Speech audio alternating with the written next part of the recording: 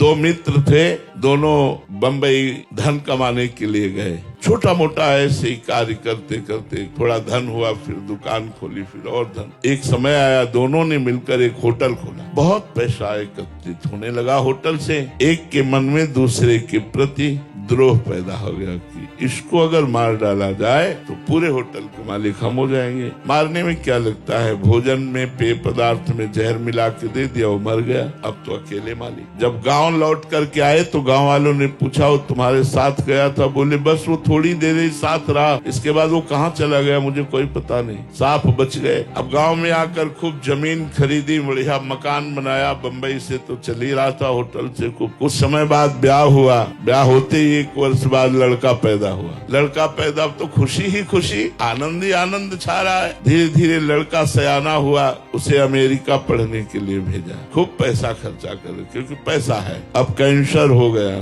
लड़के को। अब ऐसी उल्टा चक्र चला कर्म का। फिर पैसा खर्चा होना शुरू हुआ। धीरे धीरे जमीन बिकी, होटल बिका, सब बिका, कर्जा हो गया।